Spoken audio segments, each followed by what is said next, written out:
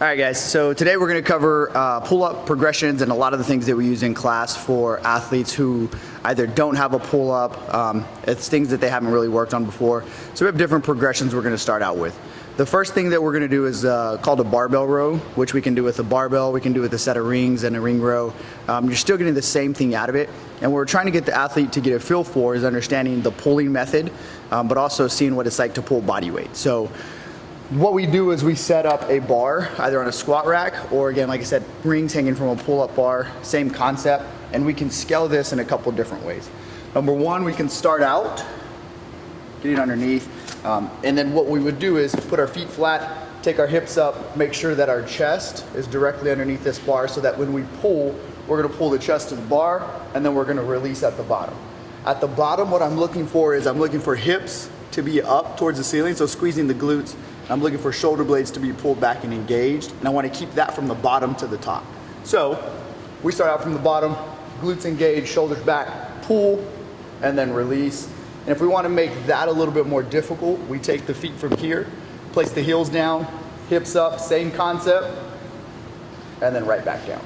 So the things to focus on for that athlete is to make sure, again, that hips stay up throughout the entire movement, so from the bottom to the top, and then when they get back down to the bottom, and then we keep the shoulder blades pulled back in that pull.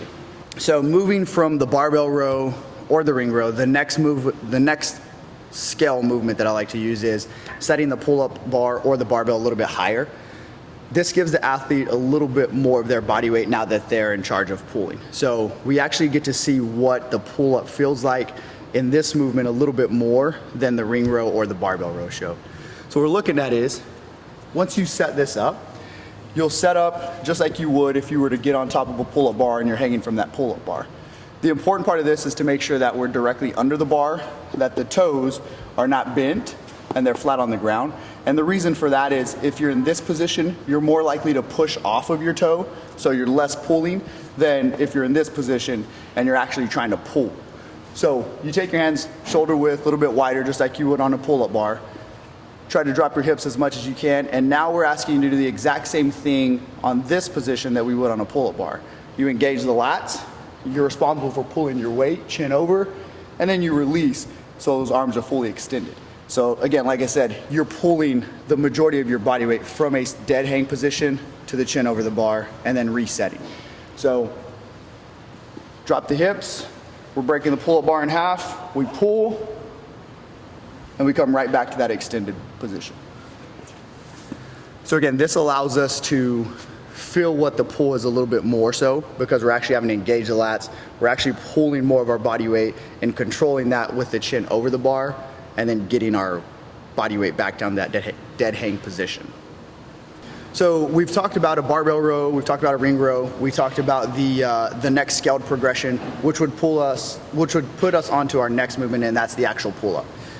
Strict pull-ups are a very crucial point in pull-ups in general, and I'm a firm believer that it's something that you've got to work towards or should work towards before the rest of the kipping and butterfly pull-ups come into effect.